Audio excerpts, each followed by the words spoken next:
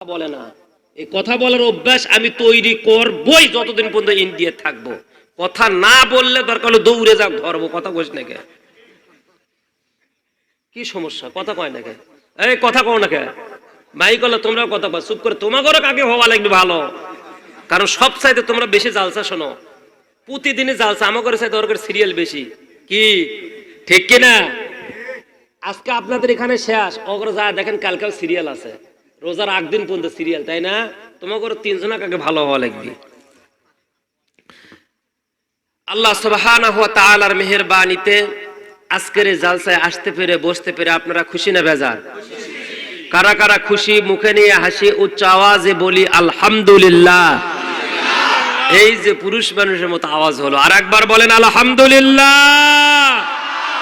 লাখ কোটি দরুদ সালাম মানবতার মহান শিক্ষক, বিশ্ব নেতা, বিশ্ব নবী জনাবে মুহাম্মদ রাসূলুল্লাহ। হয় না শ্রদ্ধার সাথে বলেন সাল্লাল্লাহু। সম্মানিত ভাইয়েরা, আপনাদের এই ভারতবর্ষে, আপনাদের এই এলাকায় মানুষ অসুস্থ হয়, অসুস্থ হয় কিনা? জোরে বলেন, অসুস্থ হয় কিনা? অসুস্থ হলে কোথায় যায়? ডাক্তারের কাছে। কেন যায়? সুস্থ হওয়ার জন্য, চিকিৎসা সেবা নেওয়ার জন্য, মেডিসিন নেওয়ার জন্য, রোগ প্রতিষেধক ধরার জন্য। এই তো কথা, ঠিক কিনা? তাহলে আল্লাহ সুবহানাহু ওয়া তাআলা আপনাকে, আজকে আমাকে এই জায়গায় আসা বসা দুটি কথা শোনা এবং বলার সুযোগ করে দিয়েছে। যদি অসুস্থ থাকতাম আসতে পারতাম? জোরে বলেন। তাহলে আমরা সুস্থ আছি বিদায় এসেছি, তাহলে আরেকবার জোরে করে শুকরিয়া আদায় করে বলেন আলহামদুলিল্লাহ।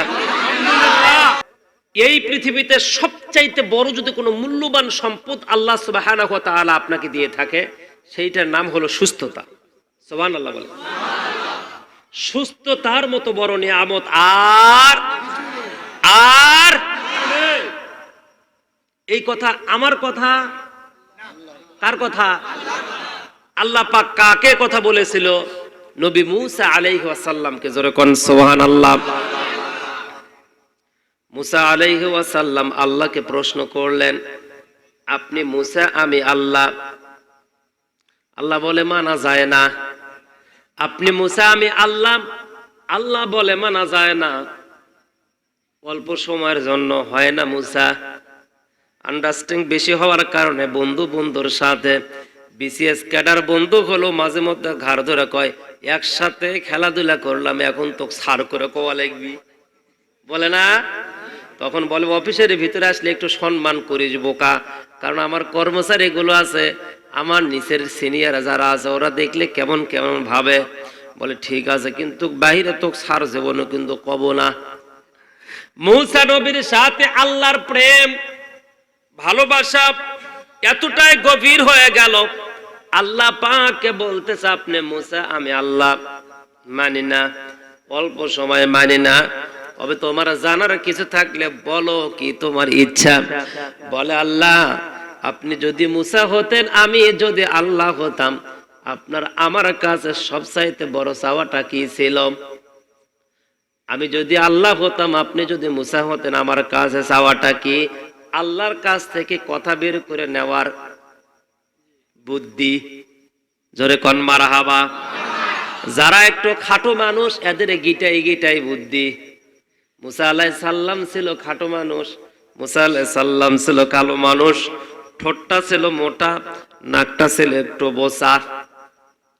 আল্লাহর নবী মুসা আলাইহি ওয়া সাল্লাম এই প্রশ্ন করার পর আল্লাহ পাক উত্তর দিয়ে দিল, মুসা, আমি যদি কোনোদিন মুসা হতাম, তুমি যদি আল্লাহ হতে হওয়া সম্ভব না, তবে আমি আল্লাহর কাছে যে জিনিসটা বেশি চাইতাম, ওইটার নাম হলো ধন নয়, সম্পদ নয়, হায়াত নয়, জীবন নয়।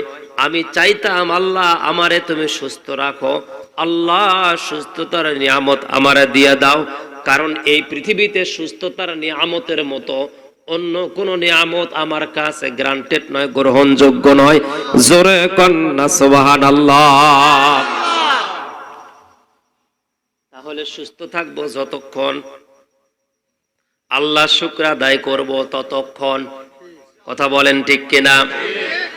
আল্লাহ রাব্বুল আলামিন বলেন, লা ইন শাকারতুম লা আযীদান্নাকুম ওয়া লা ইন কাফারতুম ইন্না আযাবি লাশাদীদ।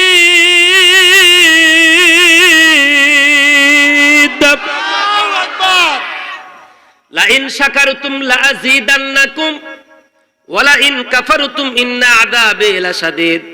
আমার নিয়ামত পাওয়ার পরে তোমার জবানটা চুপ কেন?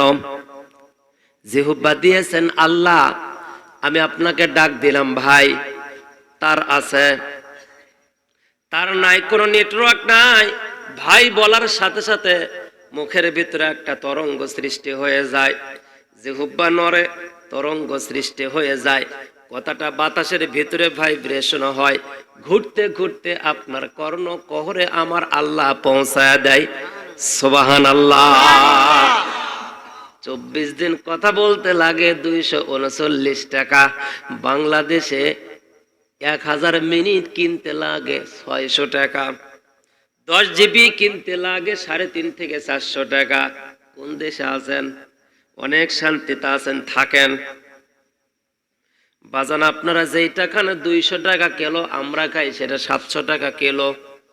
নাম বললে মন খারাপ, বলবো না, মনে মনে ভেবে নেন কি? সব কথা বলা যায় না, আমি কে বলবো? আপনারা বলবেন, আপনারা জানেন আমি না, কি বলেন?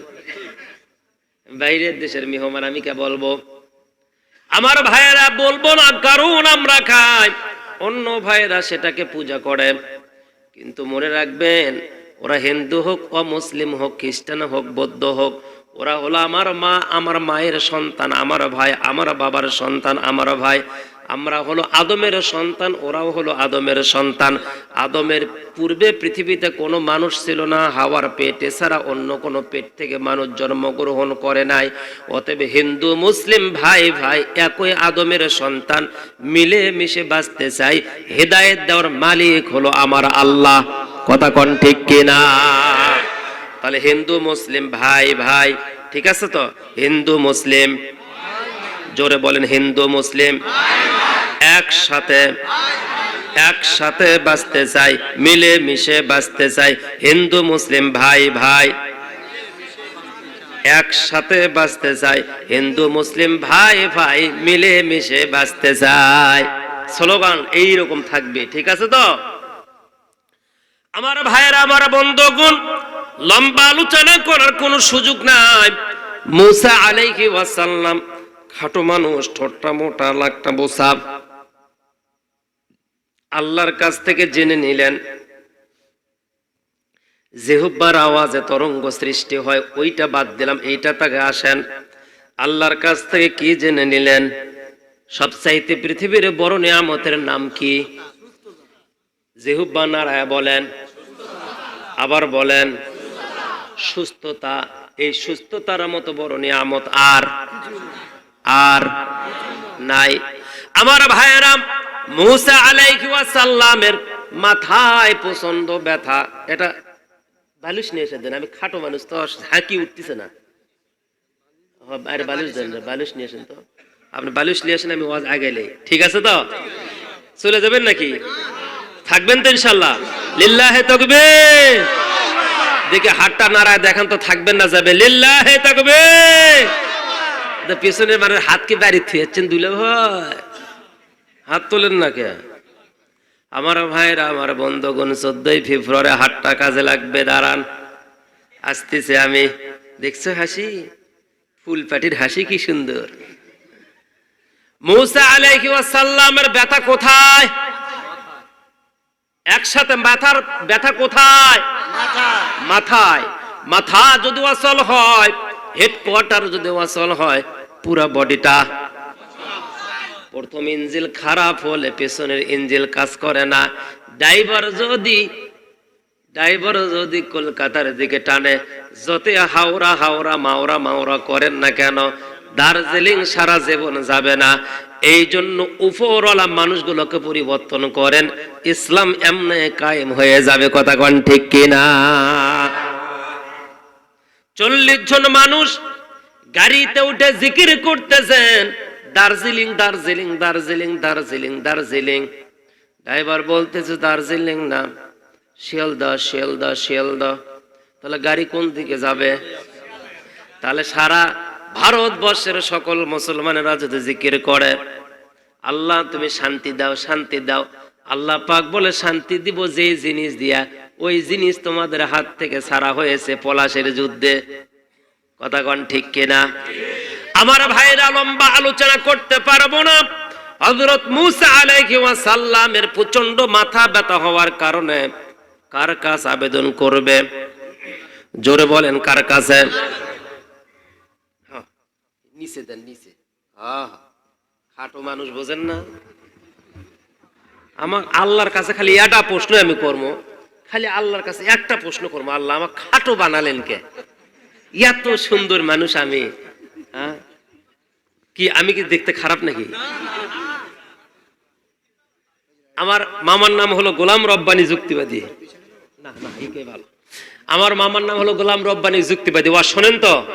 হ্যাঁ, ওনার ভাগিনা আমি। আমার ওয়াজ কি ইউটিউবে দেখছেন কখনো? দেখেননি? এখন বাড়ির যা দেখবেন। শেখ আবু ইউসুফ লিখলেও হবে, গোলাম রব্বানীর ভাগনা লিখলেও হবে। তাহলে মূসা আলাইহিস সালামের ব্যথা কোথায়? হেডকোয়ার্টারে, তাই না? এই জন্য হেডকোয়ার্টার ভালো করবেন আগে। বাড়ির গার্জিয়ানকে ভালো করা লাগবে, ভালো হওয়া লাগবে আগে, তাহলে সলফলটা ভালো হবে। বাড়ির যদি গার্জিয়ান ভালো না হয়, যতই ওয়াজ নসিহত দেন, তাবলিগ করেন, যতই ভাইজানের দল করেন, কোনো লাভ নেই। কথা কন না কে? এই জন্য যাই কর্তা প্রধান, ওনাকে আগে ভালো হওয়া লাগবে হালাল ইনকাম দিয়ে। কি দিয়ে? হালাল ইনকাম দিয়ে। তুমি সুদের টাকা ঘুষের টাকা,